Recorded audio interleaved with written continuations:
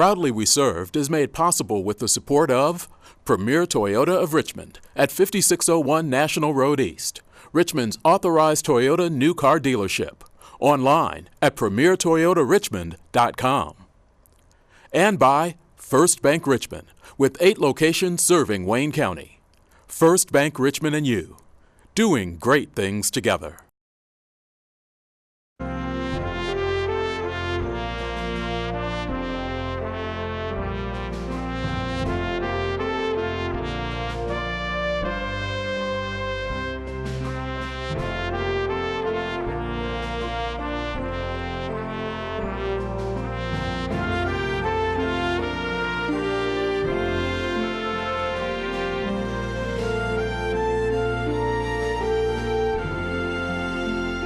I'm Al Bledsoe, Veterans of Foreign War, Post 1108.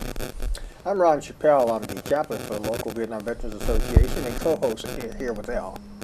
Our guests are... I am Jeff Wirt. I'm the Director for Education and Employment with Indiana Department of Veteran Affairs. And I'm Mike Hamm. I'm the Indiana State Veteran Service Officer and Vice President of Vietnam Veterans of America, Indiana State Council. All right. Well, thank you, gentlemen, both for coming down today. We really appreciate you coming down and sharing with us what you have on your mind today. And I'm going to start out with Mike first, because Vietnam veterans, both of us are Vietnam veterans. We're both members of VVA. So from that, tell us a little bit about what your day's like and what you do and things like that. Well, what my day is like is basically filled with Indiana Department of Veterans Affairs. Being the State Veteran Service Officer, there's 92 counties in the state of Indiana. Most have veteran service officers within the counties as county veteran service officers. They're the local contact. If somebody in your county has a question, that county veteran service officer should be the first contact. If there's any questions from there, he can get a hold of me, and et cetera, go from there. Most are accredited, meaning that they have the ability to act in your behalf with VA for benefits, for any number of things like that, even the medical center and a number of things like that. I think most of your veterans probably go to Dayton for medical care, right? Yes. Indiana's a little weird in that there are divided up into 5 different medical districts as such: Indianapolis, Chicago, Dayton, Cincinnati, Louisville, and I think Marion, Illinois as such, including Indianapolis. So it's tough to find a contact. No wonder they're confused all the time. Absolutely. But the Vietnam Veterans of America naturally is congressionally chartered, and we do a lot of work with all era of veterans. So, and as you know, the model of Vietnam veterans is never again will one generation of veterans abandon another. So we work in that behalf as far as trying to bring the new guys on board for everything from toxic exposure to going back to Agent Orange to anything that they might have experienced in Iraq, Afghanistan, Desert Storm, et cetera, et cetera. So, what I do on a daily basis, well, I advise veterans on how best to proceed. When a veteran calls me and wants to know what my benefits are, I send him to a website. And the brochure is there for the Indiana website. The website for Indiana Department of Veterans Affairs is in.gov/DVA, Delta Victor Alpha. I'll also send them, if there is a benefit question, to the VA website, which is simply va.gov.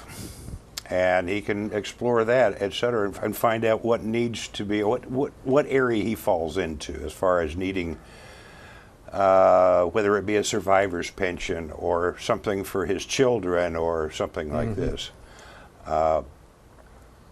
The most important thing that I put primary when I talk with a veteran is, are you getting the care that you need? What's your physical and mental situation right now? As such, if they have a problem with, let's say, a knee or a back, I want to get them into the VA Medical Center. I want to get them taken care of, and then we'll see about filing for compensation.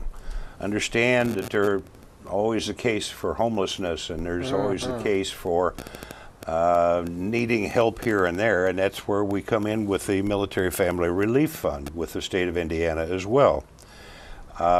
If you go to that website and you have a need, there is a fund that has been created, Military Family Relief Fund. There's also another group that is available called the Temporary Assistance for Needy Families. This is something that was created during this administration to help veterans. Originally it was post 9/11, now it's open to all veterans that are war veterans. They don't have to have a disability, they just have to be in need. We have a pretty proactive service officer, Pete McDaniel, and he's really good, and boy, he's really got to the line and just really, I think, helped a lot of people. His biggest drawback is just the time element involved. Absolutely. And Jeff, let's talk to you a little bit about what you do. Let me ask you a quick question. You mentioned the issue of veterans' homelessness. I guess it boggles my mind. Me and my wife talk about it all the time. Is why do we have such a large number of veterans that are homeless? Do we not do a good job in out processing to let them know what services are available? You know, I recall back when I got out, and I retired in '87, but I didn't know anything about a veteran service officer. Nobody told me. You know. I didn't even know the VA exists when I knew about VA, but I didn't know, you know.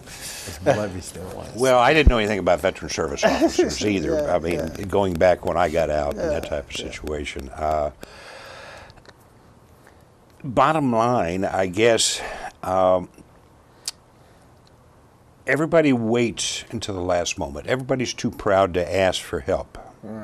And I'm pretty much stuck on everybody.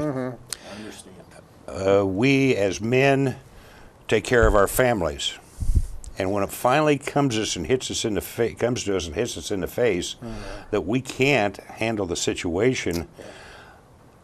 In a lot of cases, or let's say in some cases, it's too late. You can't do too much about it. You're out on the streets. You're living under a bridge, or whatever be the case. Now, there are some good organizations, and I can only speak for Marion County at this point in central Indiana, but there is Hoosier Veterans Assistance Foundation, which does a wonderful job. If that veteran is homeless because of a mental or physical problem, they should be in the VA hospital. They should be working with the VA hospital. There are programs that they can house them and get them care physically, mentally, etc., to get them back on their feet. I just found out about a program 2 weeks ago that I was not aware of. But they have 50 beds, 45 for men, 5 for women, that the referrals come from VA hospital. And they house the people. They give them treatment. They give them housing. It's a bedroom with a bath, and you know, that type of situation. Oh, wow. And it one just opened recently. It's the only one in the state at this point. But these types of things, there's a homeless initiative, and any number of things like that are available. But the big thing is our own egos that we have to deal with. We have a plan. Where I work, where we started our own little veterans program because our dealership is very proactive. Premier is active in the veteran community. We have some flags up now, and we are very proactive in that if a veteran in this town, or this county, if you will, needs something, all they got to do is call. And if they call me, we have a plan called Premier Pays First. And what that is anything they need, if they need gas, if they need a light bill paid, even though they have the relief fund, which what you're talking about, this is kind of additional stuff, and it's something that they can get right now. Like if I see them at 11 o'clock and the need's there, we can help them by 1 That's o'clock. great. But it's a program that, because the dealership has taken a real proactive stand with veterans, we now have I think 6 or 7 veterans that work there. So it's come a long ways, but it's still, the job is always boy, for needy people and food and just all of that stuff together, it's just that's Well, a when I real have need. somebody come to me that is homeless, whether it be on the phone or in person, the first thing I'm going to ask them, are you a member of an American Legion, a VFW, a Marine Corps, a Vietnam Veterans, etc.? Because these organizations were founded by brothers helping brothers. Correct. And in many cases, they're the ones that can help them temporarily. Sure. Understand the Military Family Relief Fund is there, but it's a one-time, pretty much a one-time shot. And who's to say whether that veteran's going to be back in that same situation in 3 to 6 months down the road? Yeah. He needs to be talked to about his budget, about his future planning, and a number of things like that. So it's difficult in working with the homeless in a lot of cases, and it hurts me when I have to say I can't help you, I can't do anything for you, because there's a lot of places they can turn, and I try to refer them to there if possible. Jeff, let's bring you into the conversation there a little bit. He's been patient. You have to be patient around here. Tell us a little bit what you do and things that go on with education and employment. So my typical day is spent with talking with companies that are wanting to hire veterans. We have partnerships with hundreds of companies throughout the state. Okay. And we get walk-ins, we get referrals over from county veteran service officers, other veteran organizations, DWD, and we assist those veterans with finding employment. We have quality companies, Raytheon downtown Indianapolis, Alcoa down south, RR Donnelly up north. So I mean, we have quality company that we work with, and we're always expanding that. So in a typical day, we'll sit down with the veteran, we'll work with them, help them get their resume set up. We won't build their resume for them because obviously we don't know what they've done, but we will sit with them and we will work on getting their resume up and running. We work directly with our TANF program, which is now Veterans and Family Support Services. They're at IDVA. We also work with the Military Family Relief Fund. So if they have an applicant that comes in and talks to them, obviously if they need their services, they probably need employment assistance as well. So how do you translate I carried an M16 and a rocket launcher? I can carry. We utilize, there's a website that we utilize that can actually help us translate some of that stuff. I mean, a lot of people don't realize that, I was a 60 gunner for a long time, and that they don't realize that equates over to you had a leadership role because you were part of a gun team. So you were the leader of a gun team. So I mean, that's supervisor material right there. People don't realize that I was in HR in the military. I didn't get any specific certifications from the military, but companies look at that. They see you were HR for 6 years. We could utilize you as an HR person.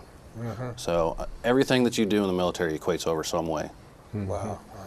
What about if that person wants to go on to get a degree at a regular institution? Well, IU is just a good example. IU, the campus of IU, they're very veteran friendly. I mean, Dennis Hicks is the registrar, and we've had him on a couple of times, and they're really proactive when it comes to veterans.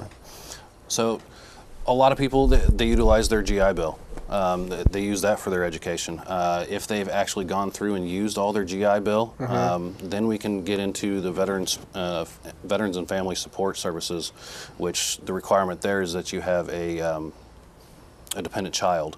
So if you do have a dependent child, they actually have partnerships with colleges and other vocational training facilities in order to get them the proper certifications to do the job that they want. That's for the veteran or for the child? That is for the veteran. For the veteran. For the veteran. Okay. It can also be used for the spouse of the veteran as well. Okay. So using that, they have the vocational training side. They also have child care. They can provide child care if you're out looking for a job. I mean, you obviously can't go out and look for a job if you have to worry about who's going to be watching my kid. Yeah. They also do marriage counseling, couples counseling. They do marriage retreats, family retreats, things like that, all to make the family a more cohesive unit. For veterans, they do that? Yes. Is that right? Yes. Well, this, and correct me if I'm wrong or not right on this, you guys actually work for the state of Indiana, actually, for Veterans Affairs. You don't work for the, if you will, the big VA, as we know it. Correct. And that's what sets these guys apart, I think, from everybody else, and that's why they're real proactive and can help with needs, is because they work for basically the state of Indiana. And so it's very proactive in our community and other communities, I'm sure. We have been able to create a very good relationship with VA Hospital, Roudabush, with the VA Benefits Regional Office as well. We are in communication with them on a daily basis about this vet or that policy or that procedure, et cetera. They work with us. We work with them. It's a give and take type of situation. We're friends there. We're all veterans and we're working for the same purpose. Right. Now, So somewhere, go ahead. you were talking about getting out into the communities. Yeah. So, I mean, on the employment side, we hold what are called community outreach events. We held one here last year, actually, at the Ivy Tech building here in Richmond. And we are going to be holding another one here in Richmond, April 26th. It's going to be at the Richmond Family YMCA. Okay. It'll be from 10 to 2. So basically with those, we bring in companies that are ready to hire, typically 8 to 10 companies that are ready to hire. We've had people walk out with jobs on the spot from these events. We also bring in our entire team. So we'll have county veteran service officers there, we'll have our women's veterans coordinator there, we'll have our MFRF team, we'll have the TANF or Veteran Family Support Services there. And then we also bring in colleges. So if somebody wants to end up going to college so that they can get that job that they want, they can. So we pretty much call it a one-stop shop. So everything is there for the veteran that they're going to need to get their lives in order and get things up and running for their families. And that's April the 26th. Correct. We need to be sure and get that word out so people will know that, because those job fairs, some of those job fairs are pretty good. Richmond had a job fair, I'm thinking not too long ago, and it looked like it was very well attended. It was on the west side of Richmond, but it looked like we had a lot of people there, a lot of veterans there. Right. And then I think some of them are just out there seeing what's going on, where they're not really actively pursuing a job as such. So, At what point, post-service and that, do you run out of eligibility, or that you're no longer a person qualified to receive any of the services? Is there such a thing? Are you talking about state services, state benefits? Yeah, or well, yeah, okay, state. I think, For example, I retired in '87. My combat assignments were 65, 66, 70, 71. Any benefits that came about as a result of those services, if all of a sudden I found out about something that I could have possibly been a benefactor of, is it too late now for me you, to? I don't think anything's expired. Now, some of the newer vets, because of congressional changes, et cetera, had, I think, a period of 5 years to get into VA medical system. And if they didn't register within that period of time, it expired. I think the GI Bill is also something like that, too, for them. So. If they participated in that, they had a certain period of time. But for you, can I use the word grandfathered? Yes, sir. Absolutely. Proud grandfather. Yeah. We're grandfathered in. Proudly so. yeah. So the benefits really never run out for a person that, like, he's retired, so they really never run Once out. a veteran, always a veteran, yes. Yes, but if we're, like in my case, the benefits run out, I got out in '71, so. I don't know. That's my question, though. Would his benefits be No, exhausted? what would run out? Yeah. What would run out? I don't know, that's what I'm No, saying. Is no. These are things education people or- ask me. The guys ask Yeah. me all the time, and I don't have all the answers. I would be real curious to hear somebody's input on that, because I don't know of any that would run out from our era at all. Oh, wow. No, nothing would run out. Yeah, yeah. It's just like guys I've met who didn't think they were qualified for any veterans benefits if they didn't serve in combat. Well, in combat or in a period of wartime. In combat, aren't there still? Wouldn't they still be eligible for some benefits? Well, there are some benefits at the state level. How do I say this right? At the state level, it's concentrated on wartime and as a secondary disabled. Okay. If you were peacetime and disabled, there are benefits, but there are some that are not available to you, or they're reduced. Okay. Okay. I don't agree with that, but that's what our legislature has come down with. There may be changes coming forth. We don't know at this point. That's up to them. Yeah. We had talked earlier about Chapter 777 and getting a service officer for that chapter. He's the one that makes Specifically for the Yeah. chapter, yeah. For Well, that I don't make the chapter. decision, but you yeah, can I can refer you to the necessary things that need to be done. Okay. Since I'm vice president of the Indiana State Council. Because we had talked about that. Remember the last meeting, Bob brought it up, and then they didn't want to do anything with it, but it's been stalled out now. You need to twice, I think. impress upon, and I don't want to scare somebody off, but it's not just taking a claim and that's all. When I take a claim, it's not, most of them are not real easy. I mean, certainly hearing or tinnitus, ringing in your ears is very easy, but you still got to write up the paperwork and submit it. Some of them are a lot more difficult. An Agent Orange related one for Vietnam veterans, or a toxic exposure for Desert Storm, something like that. It takes research. For every hour that you spend talking with a veteran on a face-by-face, you may be spending an hour or 2 hours behind the scenes doing research, finding out what precedents have been set, other cases, and going on from there. So once I submit a claim, I submit a follow-up to myself on a task list that I follow up to make sure that that claim has been seated, as they call it, or claim established with the VA. So I can go on the computer and find out in about 10 days that it has been established. And then I'll follow up 60 days down the road to see what the current status is, and maybe talk to the veteran to see if he's received any paperwork, etc. So there's a lot more than just sitting down and writing the paperwork. Sure. So it's, you can say I'm a part-time service officer to yourself, but you're really not. Well, the detail, It's not a part-time commitment. Yeah, I can see the detail of everything and making sure that you've got all that information. One of the guys I know, I think recently, was having some hearing, not recently, he's always had hearing problems, but they've dialed it up now where they're going to buy him some hearing aids, I think. And hopefully that'll solve the problem that he's got. But it seemed like that was pretty easy to do after they run through the ritual, if you will, of all the tests prior to the hearing aids. But hopefully he's going to get the help that he needs. So, how many veterans do you help in a week, do you think? In a week? Yeah. Okay. Guess. Now, are you talking about just walk-ins, Yeah. or are you talking about how many we have actually placed? Placed. In a week.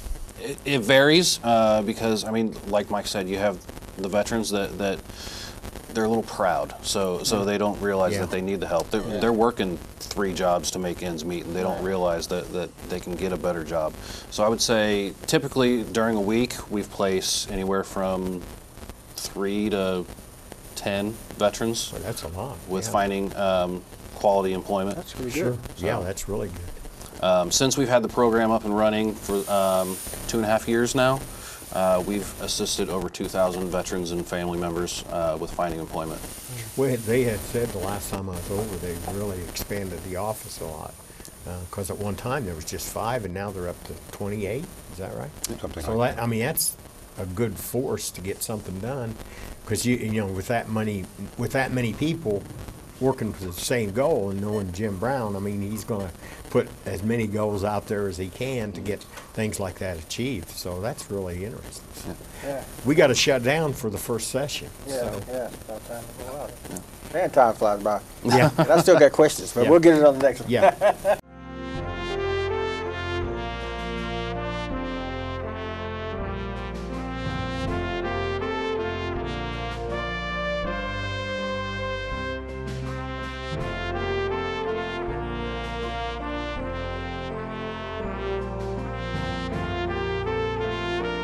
Proudly We Served is made possible with the support of Premier Toyota of Richmond at 5601 National Road East, Richmond's authorized Toyota new car dealership. Online at premiertoyotarichmond.com. And by First Bank Richmond, with 8 locations serving Wayne County. First Bank Richmond and you, doing great things together.